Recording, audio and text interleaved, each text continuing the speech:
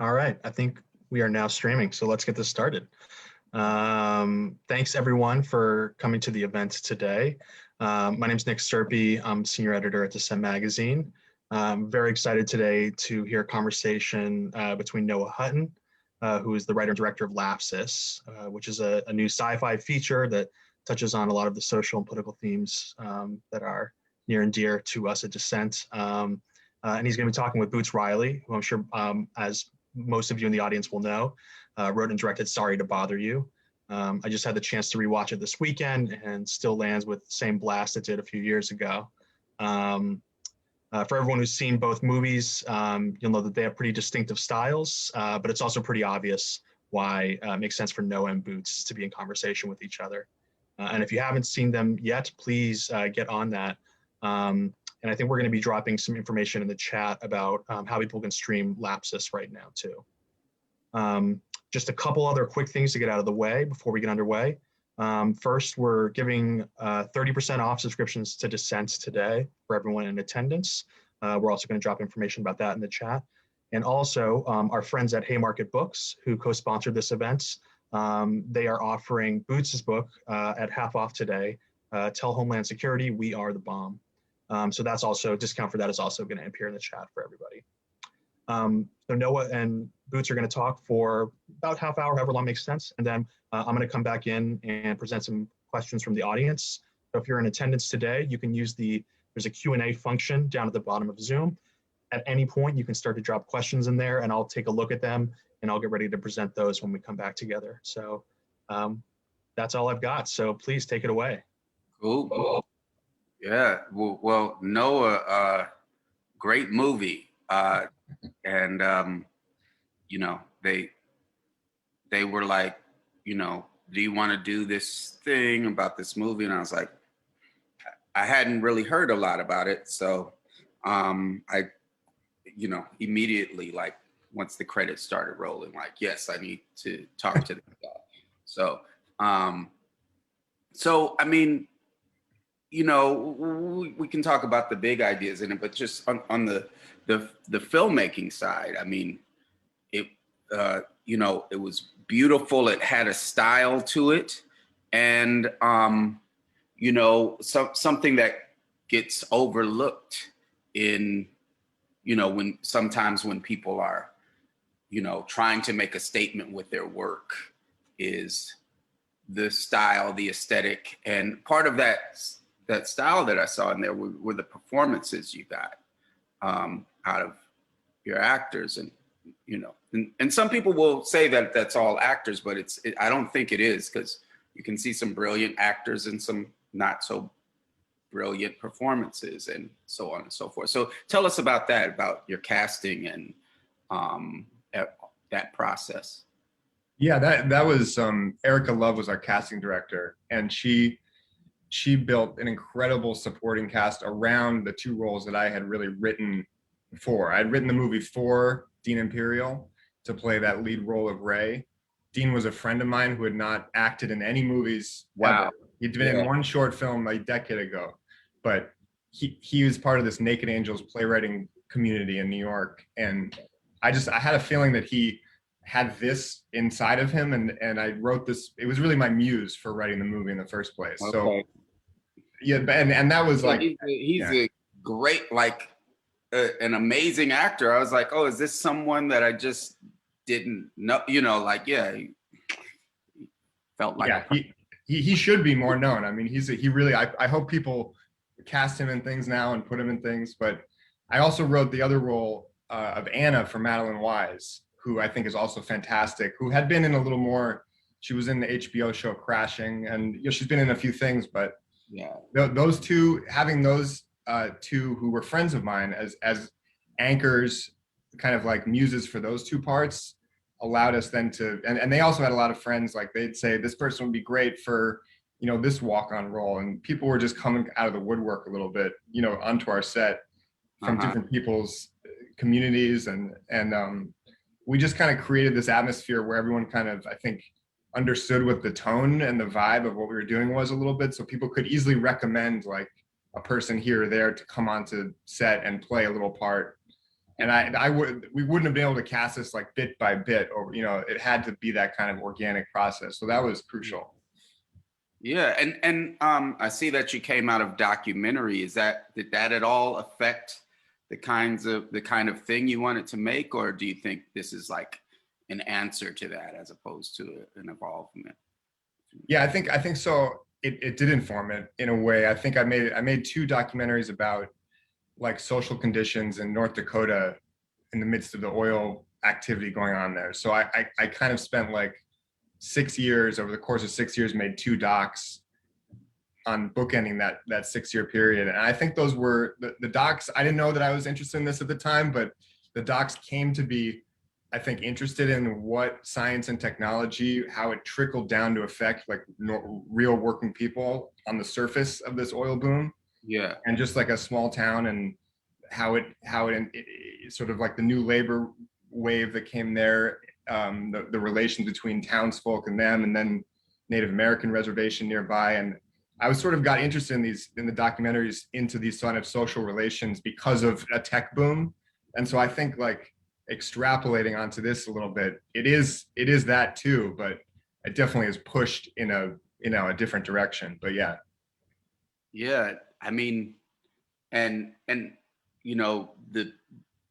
the absurdity of their job that they're doing, that where they're just like kind of this happens at the beginning. They're just stringing these wires, across, like definitely I've had homes that kind of look, like you're just, that it reminded me a little bit of the ducts, the air ducts in Brazil, not in the totally. Yeah. It's like the back of it, even in these newfangled flat screen TVs, the back of them still look like this. They look like a insane tangle. Absolutely. But yeah, Brazil was definitely a big inspiration. Yeah. And you were able to just, you got these moments that really felt like work, like where you can feel someone being tired of what they were doing, and that came from the performances and the things you set up. So I mean, so you said this came out of doing these docs, and you were interested in that. But what made there's some fighting back in this, which is what I like, and some collective action. And tell me about, did you know that was going to be in there when you started writing it? Or was it a development of the characters that made sense? Yeah, I mean, honestly, that element came, as much as I may have been interested in like what I was talking about from the documentaries with like working class relations at writ large in the midst of these oil booms. I think actually it was, for me, the reason I wanted to make a movie like this and tell these kinds of stories and have a little bit that element of fighting back was in the midst of that decade of like me doing documentary work and that kind of stuff. I was supporting myself as a freelancer and independent contractor, and I was bouncing around gig to gig and very much feeling I wasn't in the gig economy per se, but I never wrote this movie even to just be about the gig economy. It was really, it was to try to capture a way I was feeling like the world was beginning to forefront the independent contractor as the answer for the future of how capitalism was going to continue to reproduce itself. Was we're just going to independent contractor everything. And I started just feeling that force in the world, and then seeing what the tentacles of the gig economy and what Silicon Valley was doing with that concept around technology and apps and gamification and all these things, the bells and whistles, making it fun. That was when I think I want to actually say something about this and about what might need to happen from my point of view to, for people who have been sort of made to feel like they are an island, and they have to buy their own gear and they have to deal with their own situation, their own healthcare. What if those people were to have a kind of heroic moment, what would it look like? And I knew from the beginning I didn't want it to be a single individual's genius or a single hero's triumph that would do something to change that system or to fight back. I wanted to bring an individual into a moment of collective action, and to have them have something that could contribute in a heroic way, have something that was important to the collective, but not necessarily pin everything on one person's like genius or individual heroicism. So that was like the original, the impetus to do it. And then I think the particulars got into it writing the movie and being inspired by all sorts of different things in our world. Yeah. I mean, did you find that hard? I mean, you know, the thing you laid out that you didn't want to do seems to be very much what we're told stories are, right? Yes, that was hard. I mean, no question, when I was trying to get this movie made, first of all, we're trying to get it made with, you know, an actor who hadn't been in any movies before and wasn't a household name of any kind. So I was trying to like raise money and get the movie made. And send the script out and get people reading it and, you know, giving me advice and or hopefully supporting it somehow. I definitely was told, I was, the third act was called into question, as it still is. You know, people who I'm still getting a lot of feedback on that and the sort of like perhaps lack of a resolution to the hero's journey that might be felt. And I'll live with a certain degree of that because it, as you know, was the initial idea anyway. But yes, I mean, I think in many ways that's not, you know, that element of arriving at collective action as a climactic moment. I mean, that's why I love Sorry to Bother You, is because that's happening, you know, in the film. Meanwhile, you're also threading an individual's journey along the side of that and in and out of it. So you rarely see that kind of collective action forefronted, and anyway, that's something you've also spoken very eloquently about, and I mean, I wonder if it was hard for you as well in putting your film forward or in developing your film. Did you come across that sort of attitude? No, because it was like, here is this story with collective action in it and this thing over here, but don't pay attention to that because there's horse dicks right here. So that was the question. That's right. So that never became the question right there. Right. So that was the little trick. Smart. But I think it's also, you know, how we're taught to look at history as well, right? Mm-hmm. You know, we're you know, sometimes on, you know, on the left and the right, you know, we look at, I mean, because maybe that's easy. I don't know where it comes from originally, but you know, we're told about all the great things this one person did, but they wouldn't have been able to do it were it not for all these other folks. And of course, their skill lied in being able to talk to a lot of other people and being able to work with all these folks and how they were able to do that. But we learn history through names and dates, and so we get this certain way of telling imaginary stories that's based on how we learn about the world, I think. I don't know how much of that is only cultural and only comes from, you know, the way capitalism is set up and has created culture around it, or how much of it is, you know, something we can work through that has to do with how humans think of themselves. I don't know, but yeah, I think people can become used to a new way of telling stories, right? That would be the hope. Yeah, I mean, you know, that was also something I know that Sorry to Bother You is often was described as like a near future satire, or these different words like absurdist or satire or like all that stuff that, like, you know, people with this film are asking me like, when is this set? Like, what time is this film set in, right? Yeah. And I think that's interesting too, because it's like, I never considered that question. I mean, does it feel like right now, you know? Yeah, exactly. Just right now, you Right. know, that's all. And at first someone told me, oh, you can't do that because it's not. And I was like, oh, you know, so then, yeah, how do you say, you know, there are people that have these rules that they believe Right. in what you can do. And what, yeah. Right. Yeah. I mean, I think like part of what that reveals is that, and this was another inspiration for making this film.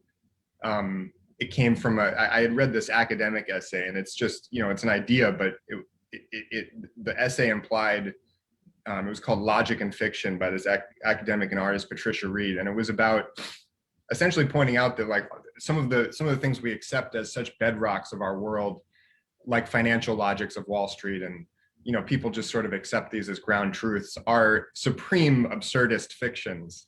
Like the absurdism of some logics that Wall Street runs on, as get exposed, as recently as like in the last few weeks with all this craziness, people trading, GameStop, whatever. But I was seized by that because it points at, this idea that there's so much we just accept, as a reality that is deeply absurd. So what is the absurdist fiction? Isn't that just revealing? That's why I love the kind of fiction that you make, and I hope to make too, is that there's a way in which I hope that things can appear absurd to people who accept them as fully logical right now, perhaps. Yeah, and it's showing those contradictions in real time, like that's what is thought of as absurdism, and we are kind of saying that here's the fucked up thing about the world, and instead of having these details far away that just happen to kind of, someone can draw connections later, stack them right on top of each other, Right. and then that feels absurd, and I think that's what film is already doing, right? Like somebody says, but for not that, but so many things that we accept about film are already absurd. Like somebody says, we should rob the bank, and then the next scene is they're in there robbing the bank. Like that doesn't happen. What happened? How did they plan? How'd they get there? How'd they drive there? All that kind of stuff. But we've been told, okay, this is okay. That's right. Yeah. So, I think it's going to take a second for, some of these ideas that are pointed out in Lapsis to seem okay to talk about, because it feels weird. Honestly, it does feel weird. Like you don't see this stuff being talked about. Is this wrong? Is this like, not professional or whatever? Like. That's right. But that's kind of things people said about Sorry to Bother You sometimes too. So that's right. But I mean, did you get people leaving that experience of seeing Sorry to Bother You and talking about the collective action as an inspiration? I mean, I'm sure you've come across that too. Oh yeah.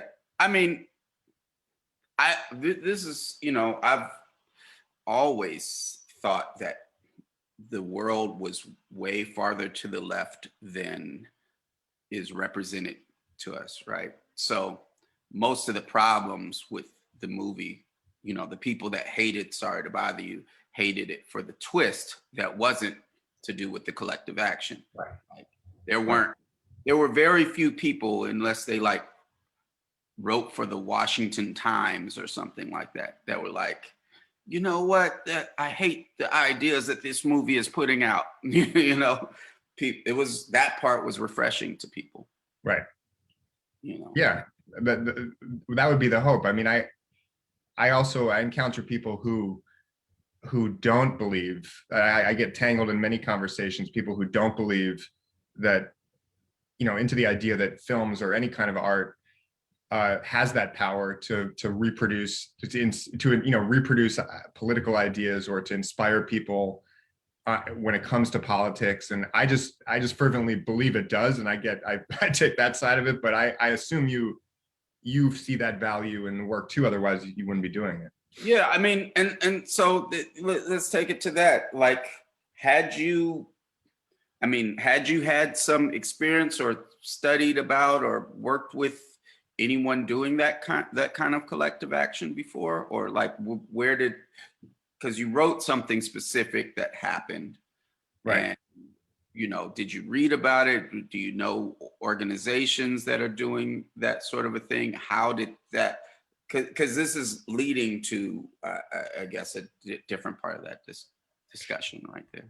Yeah, I mean, honestly, it actually worked in a bit of a different way for me, where I wanted to try to make a film with a group of people who had been sick of being isolated, but we couldn't make a union film because it would be too expensive. So what we did was we wrote this handbook to organize the way we made the film. And we adapted that from a lab in Newfoundland that I made a doc about. Wait back. A handbook to organize the way you make film. That's right. Yeah. So we wrote a filmmaking handbook that everybody who came onto the production read, and we had meetings about where we talked through it. Now, but the handbook was adapted from a science lab handbook from a lab in Newfoundland that's an anti-colonial feminist lab called CLEAR. And I had made, along with the producer of Lapsis, Taylor Hess, a short doc for The Atlantic about this lab. And they asked us, instead of going there to make a doc about them and extract the story, and they correctly called out the kind of extractive nature of much of documentary filmmaking. We kind of got up to speed with that. And they asked us to become lab members as part of the process of making the film. So we had to read their lab book, which spells out the way in which they relate to each other as a group that does science, a lab. Oh.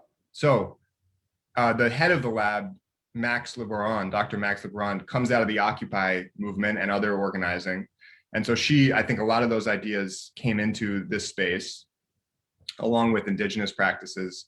And we looked at the lab book and we thought, how could we organize a film set with some of these same ideas? And so we wrote a filmmaking handbook that spelled this out. Because we were a low budget, non-union shoot, we didn't have any of that already in place. So no free labor, no one making below minimum wage, all full-time crew built into the back end of the profit structure of the film. And then a lot about just relational values. And we tried to do as much consensus-based decision-making as part of pre-production. Wow. Now that broke down at a certain point because we got into production, and you have to kind of, there's a necessary authoritarianism too about like getting a shot before the sun sets or whatever. Did you make a behind-the-scenes documentary about the making of this film? We have something that's more about like the production design. But what I did do is I wrote an essay about the handbook and why we did all this and everything for the site Talkhouse, and it's up there. People can check it out. And the most important thing is this handbook that we wrote together is available for anyone to use. It's on our production company website. I should have done some research because it should have led with questions. No, but that was like the most important thing to me and to us coming in.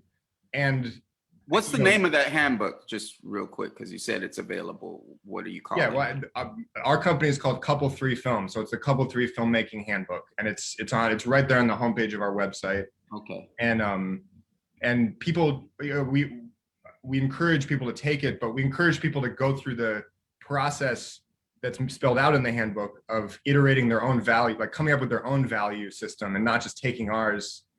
Ours is in there so they can see if it's helpful, but there's a process, because by sort of like going through the process, which we learned from the lab, it binds you together to figure out what you even stand for as a group before you go into production. So that was huge for us. And honestly, the story of Lapsis. So you asked about like, it kind of was like putting the cart before the horse or whatever. It was like, we wanted to make a film that represented that way we made it too. Yeah, I don't think that's putting the cart before the horse. I mean, you know, I think that passion and what you're interested in life should also always be what drives your art, and so that's definitely doing that. I mean, Yeah.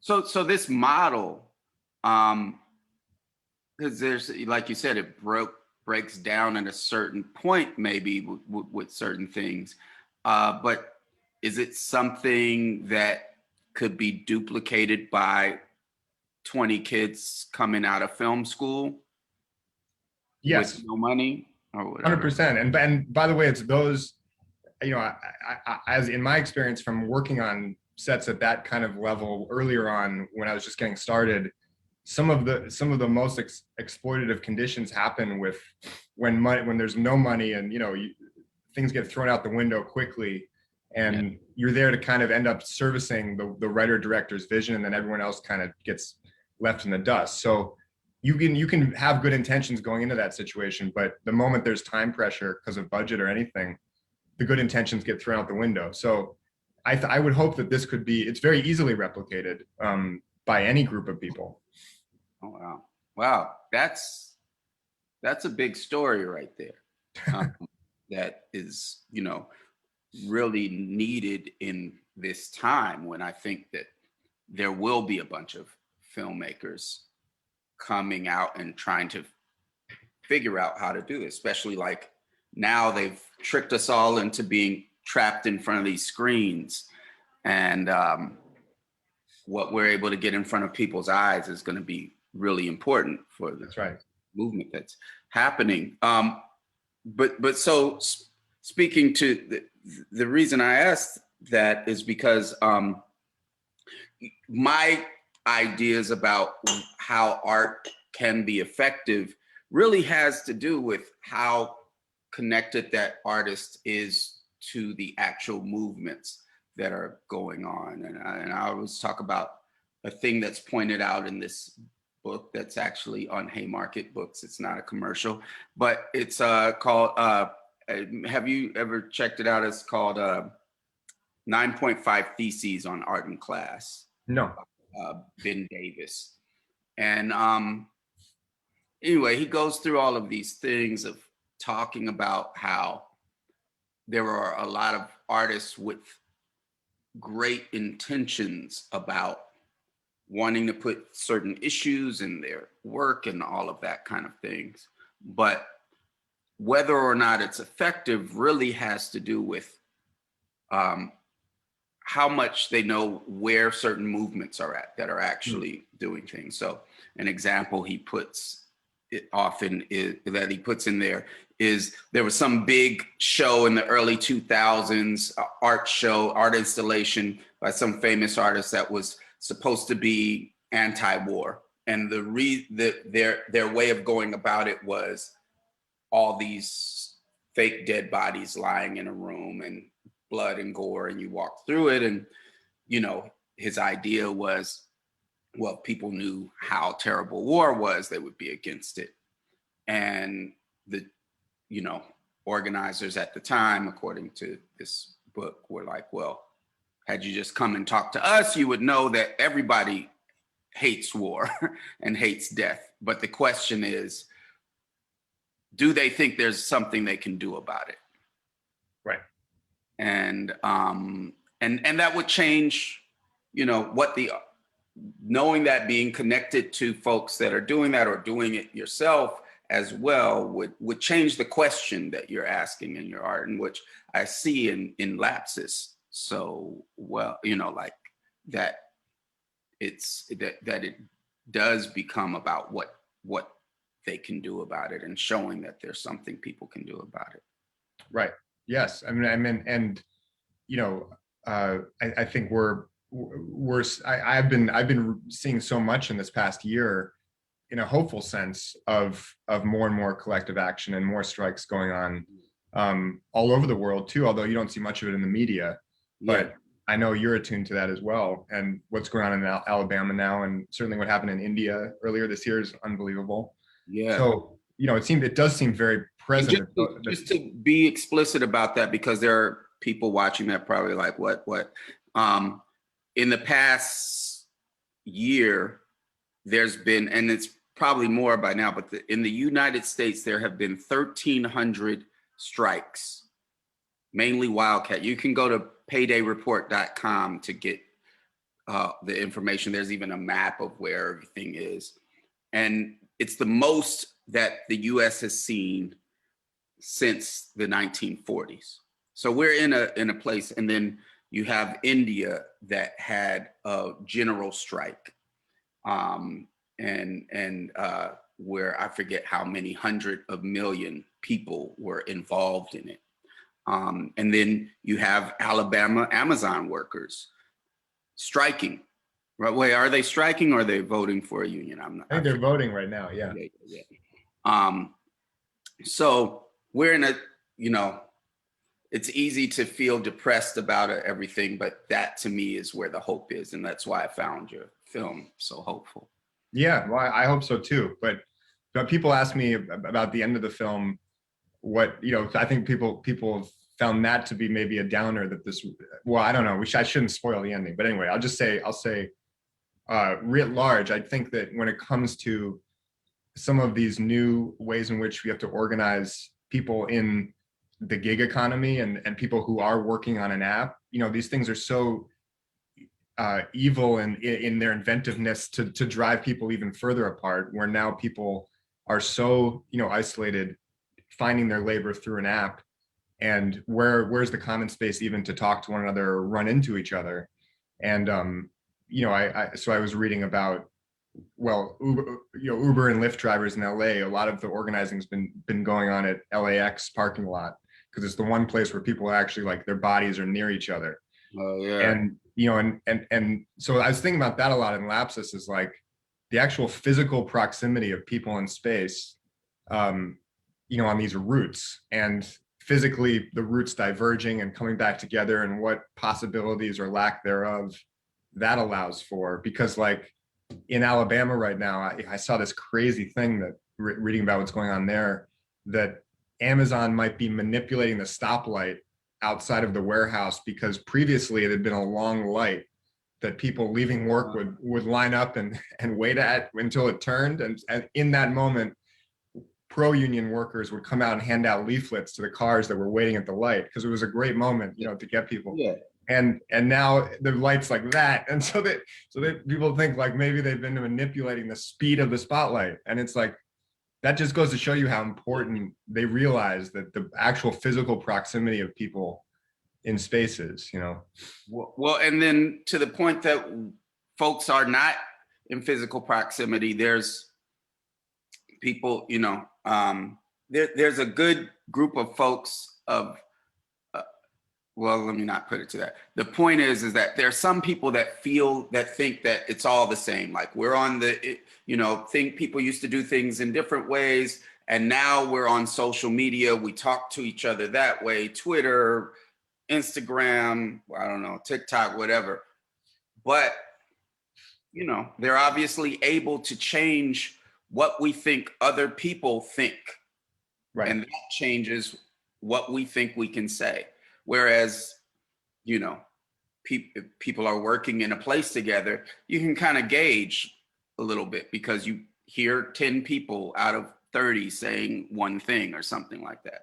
But That's now right. they make us think, a third of the people are, or whatever, are thinking one thing or the other, because they put it in front of our face and it feels organic, That's right. But, So that point you were making though about the that museum exhibit, and people being in touch with where movement's at, to kind of gauge what they're putting into the work, what they hope the work might be saying about what's necessary or what's needed. Yeah. I mean, what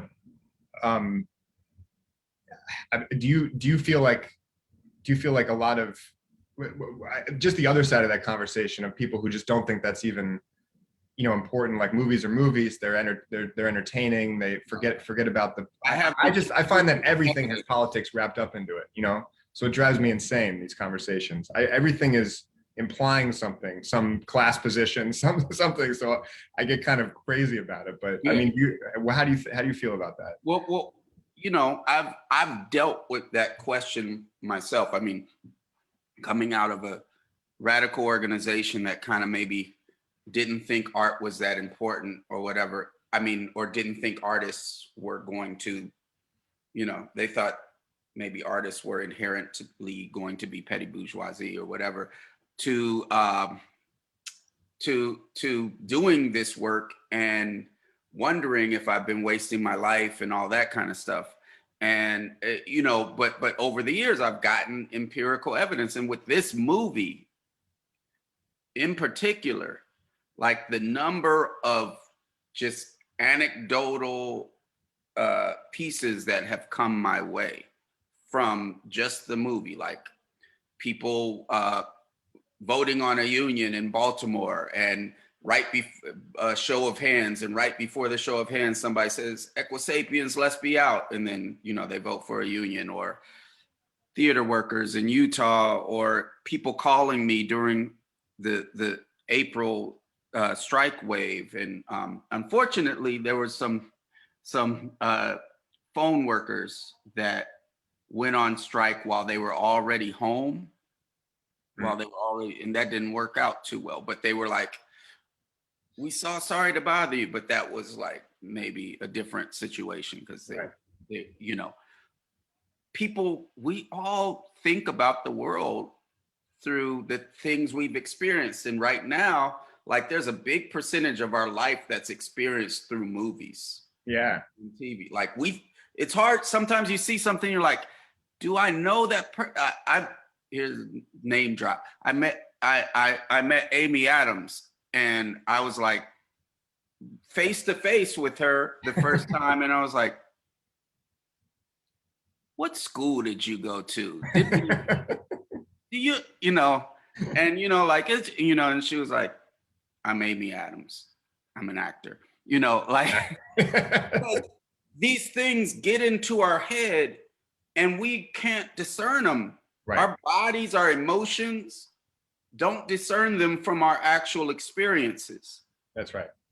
And, you know, there's part of me that's like, I'm making movies. So, you know, but at the same time, that's what everybody else is doing, right? With other ideas, right? So, yeah, I mean, it's all political. It's all putting forward some. So, I mean, do you have any any expectations of what you think this movie will, what people's reactions will be to this movie? You know, I know it's out, but it's not, you know, it's out, but it's limited. It's you know, it's been a interesting year. It was supposed to premiere at South by Southwest, whatever, last year, and the whole festival run and release now has happened in this virtual space. So it's interesting to try to figure out what the reaction is. I mean, I have my dream things I would love to have happen and hear people say and whatever, but I have yet to have the experience of seeing the film in a room with people, which to me is just, it's hard to, you know, talking about physical proximity again, it's hard to gauge response if you're not in a room where people can come up to you and say something. It's just like, I think it's difficult to get that through the internet from people. And, you know, I'm definitely like eager to read reviews and what people are writing about it online. And I've seen some stuff I love, you know, there's some letterboxed reviews or whatever that I'm like, yes.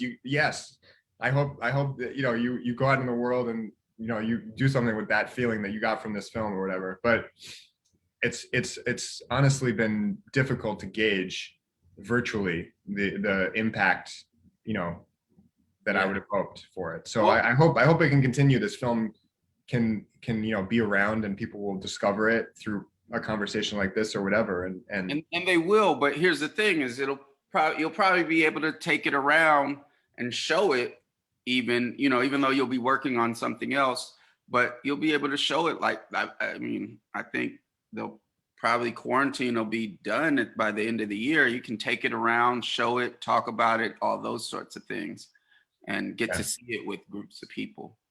Yeah, I hope so. I think maybe if it's, this year, eventually I could get out there with it. And that would probably scratch a big itch of just wanting to connect with people about it that I've had this whole time. Yeah.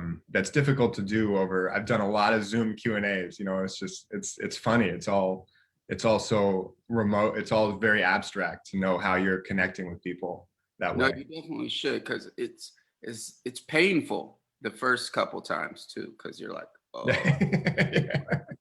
Yeah.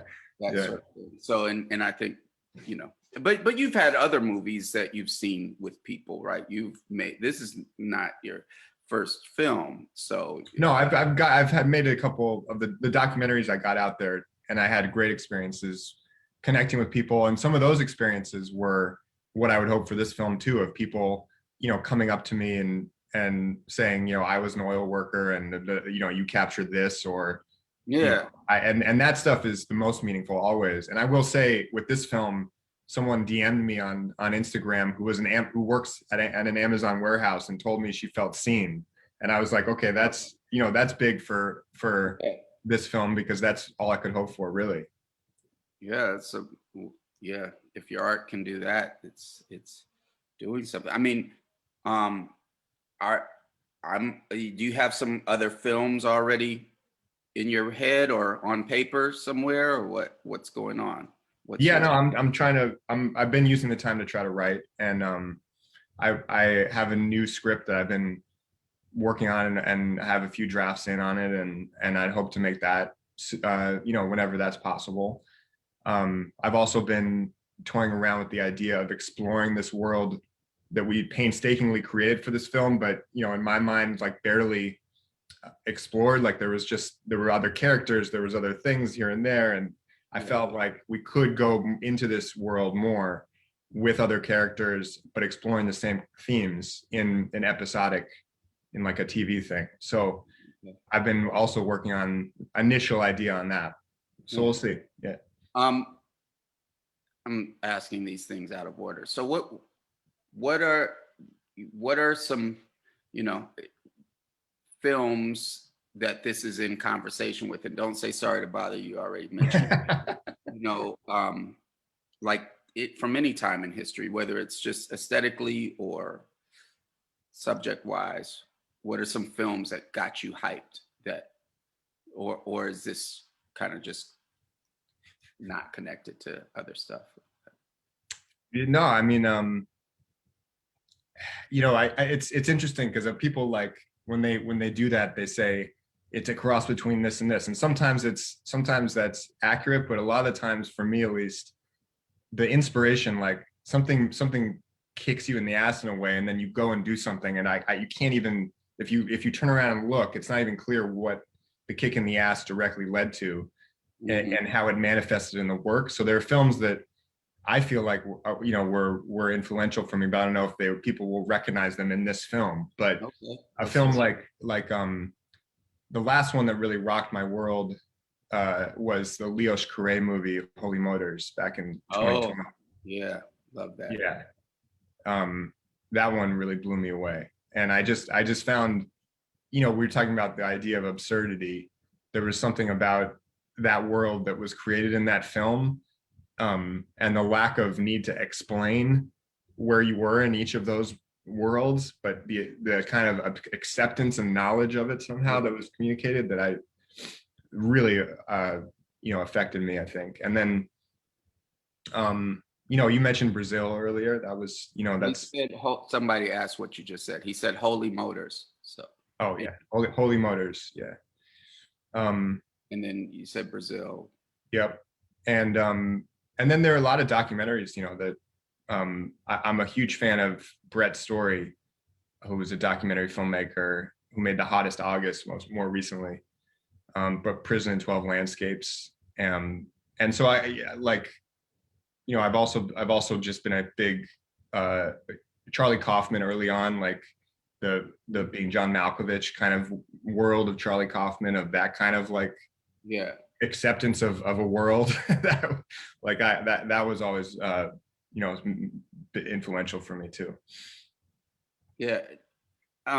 Again, jumping around, like I also want to mention, for some reason when you said that, I thought about him and his son in the living room, and the production design on this film as well. Like there's an attention to it that sometimes with lower budget things isn't there. And I recognized that and how it really set up the world and allowed you to not have to do all this exposition that they didn't have to do in Holy Motors. Like you were able to, you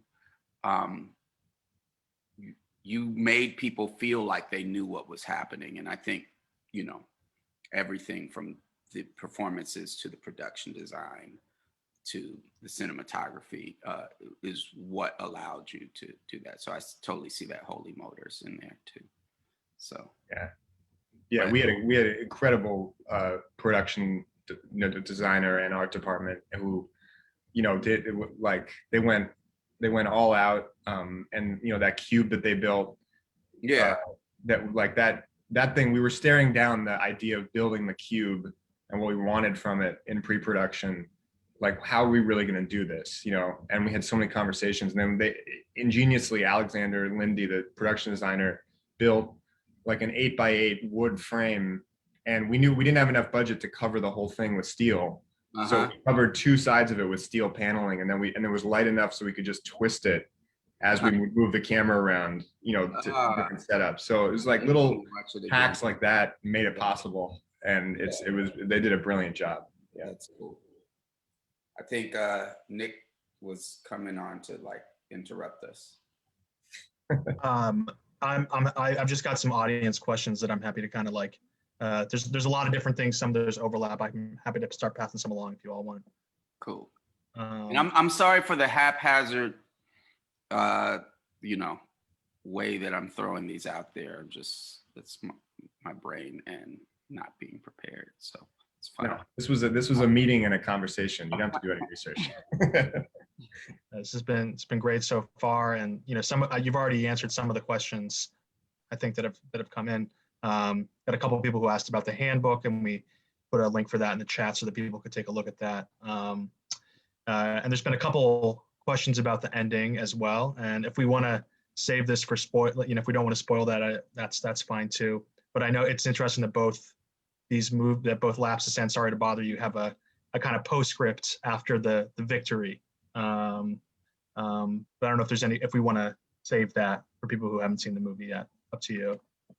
Well, maybe I'll just say something very generally about it, which is that what I was really thinking about was even after a victory of collective action, as is portrayed in the film, in a world where these whether you call it the gig economy or something else, the technologies are moving into the domestic space. So in the film, we have a family who seems fairly well off, like an upper middle class family who has a garage that they're renting out to people.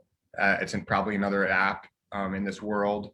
And now, you know, near the end of the film, they've found out a new way to rent out their garage for something new that involves what we just saw happen. So in a way, I think what I was thinking about there is just the imagination maybe in this time about what kind of coalitions need to be built will have to extend and perhaps broaden to people like that who are actually part of the structure of profit, a family like that who's letting in something that the workers have just worked so hard to, you know, turn off. I'm being very, very general here because I want to give it away.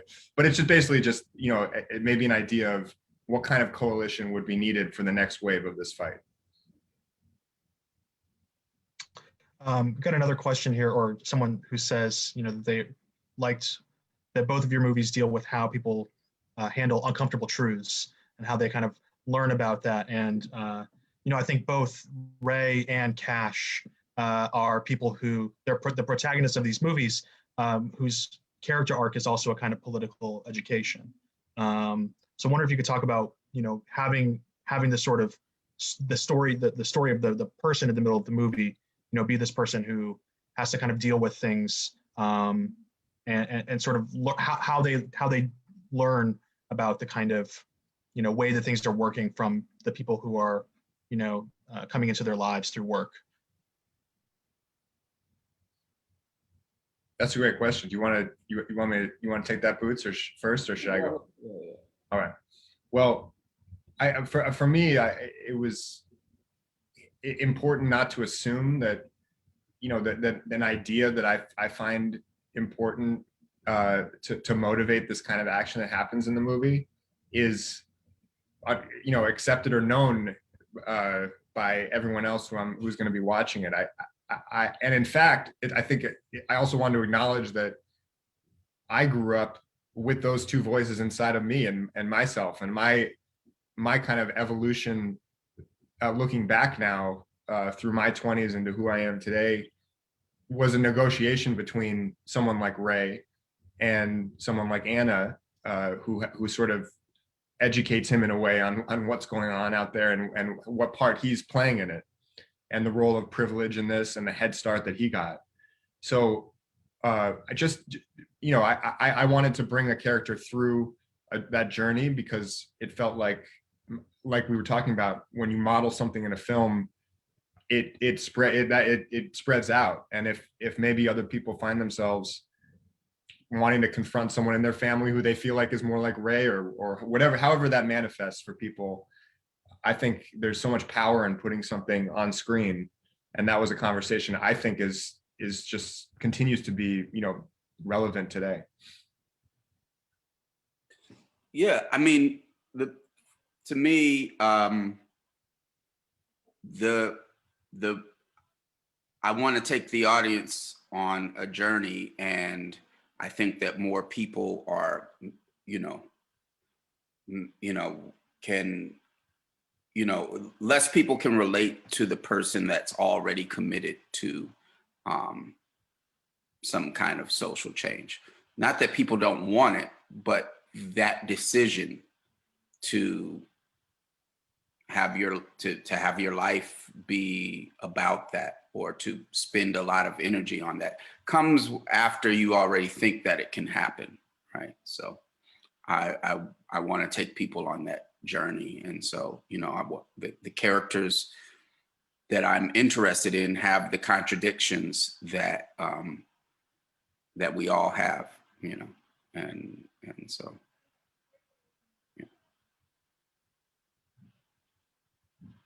I've got a question about the some of the other themes that intersect with the work in Lapsis.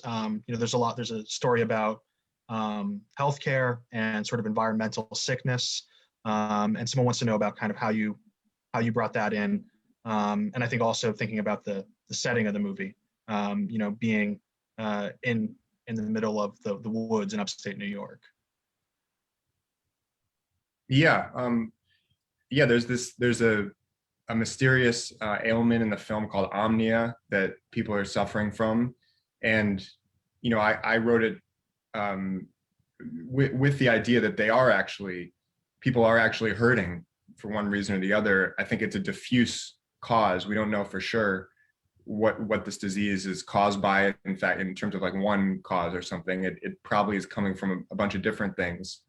But it was a way to talk about the healthcare issues in the film, of these two brothers being without any healthcare, having to struggle to not only convince people that this condition of omnia is real, which they face in a few different places, but also endeavor to do some extraordinarily difficult job out in the forest in order to basically cover something that should be a right given to them in the first place, as humans. So it was sort of two layers of obstacles that they had to overcome, which I think are, in this world of kind of like you have to GoFundMe your independent contractor healthcare, that felt to me something that I had seen coming up through my 20s, as not having healthcare and figuring this out as I went too, but also just looking around me at the world.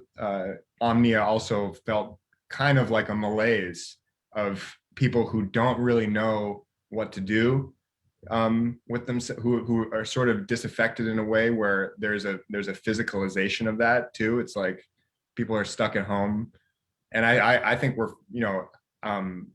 this year has only reinforced a bit of that malaise the virtualness of this year, and the, you know, the ways in which people are unable to connect and, like we're talking about before, physically come together. So I think that all those issues were at play in the omni of it all, but the setting of it too was, you know, I wanted to, I've done 2 environmental docs or whatever, but this one, I mean, there is definitely like an environmental aspect of this film in its setting.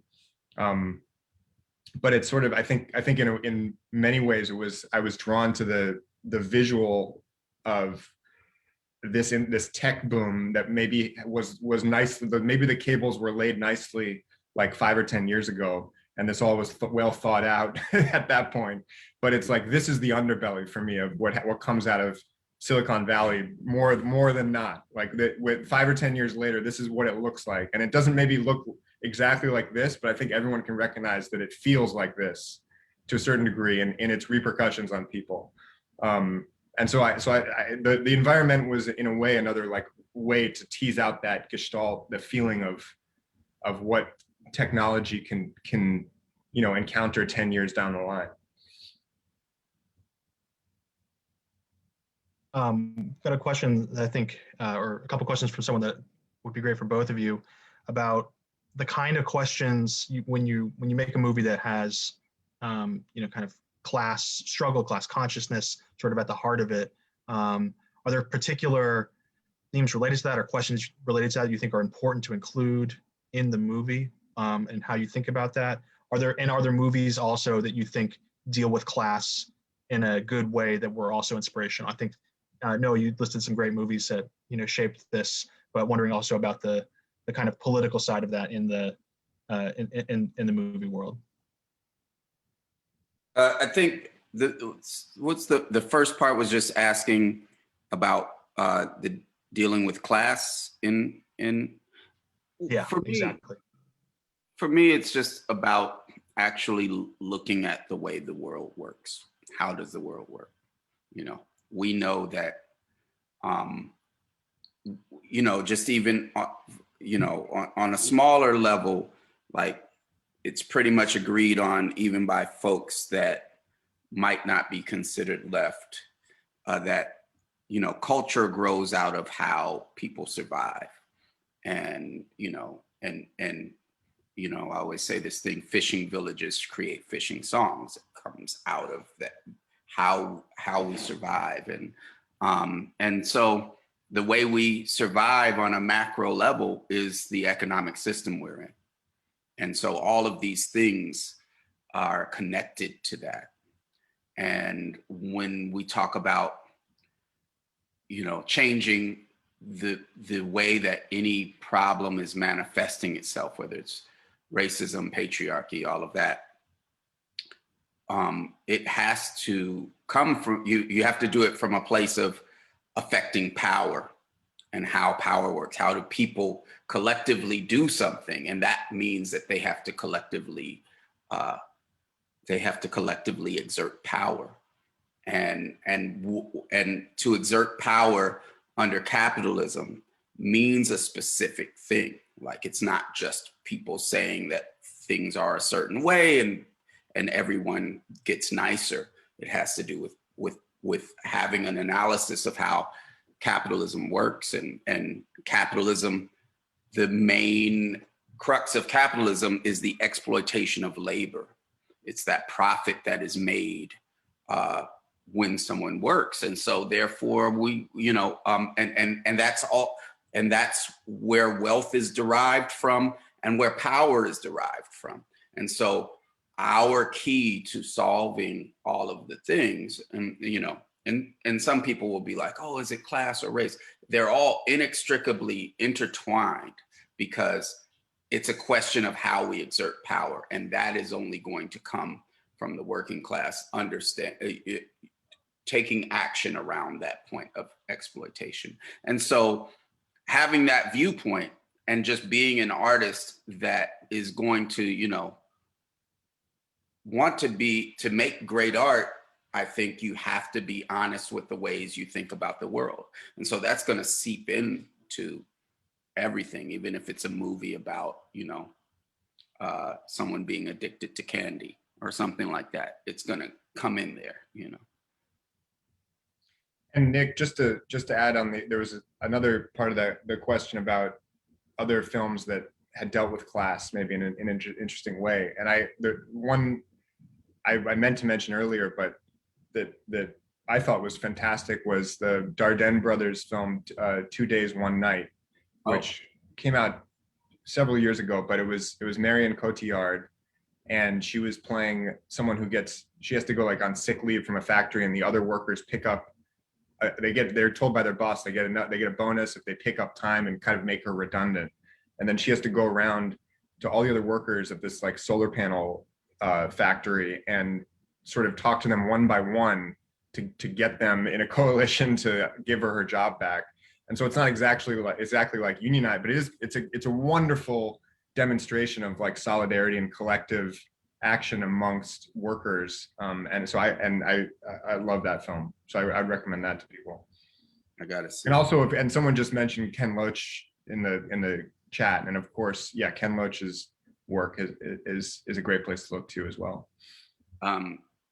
You know, Maytwan is a movie that I always am putting out there, because there are a lot of movies out there that do deal with class, but they often, when they talk about the struggle of it, their main point, kind of like to balance it, is like, oh, but the people organizing labor are kind of, you know, whatever, you know, that's they're like, oh, that's the other side, that's being, you know, whatever. So there's only a few of them that kind of celebrate those things, and Maytwan is one of them. And yeah, there are more, but I guess I can't think of them, and you know, but and so for me, I think one thing that I hope to have, because there are a lot of films that talk about, that display that the filmmaker has a class analysis, meaning there are classes, and this is how the world works. But there aren't a lot of films that have class struggle in them, meaning, you know, here's the working class organizing around where their actual power is. Like, you know, we'll have the protests where, you know, somebody does something and all the neighborhood comes together and does a fundraising benefit to get the real estate developer out, and so that they can have their dance center or something like that. And those feel empowering, but but at the same time, it like skews our view of how power works. Well, I think we are just about out of time. I don't know if either of you have How do anything. I spell Maytwan? Matewan. That's a good one. All right, someone asked that. Yes. No. Good to know.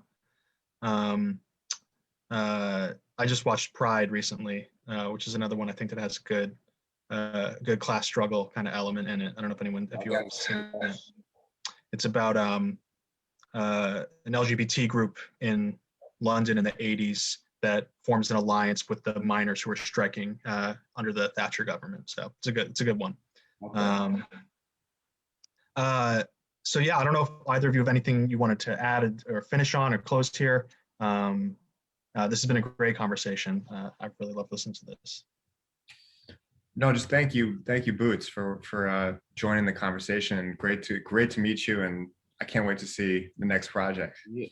Good to meet you too, and thank you for making this film. It's definitely one I'll be recommending folks see, and I can't wait to see, you know, the films that you're going to make, and I'm glad, and I also like and want to read that handbook, because I think that there is a new film movement brewing, and people figuring out new ways of doing things is really important as well.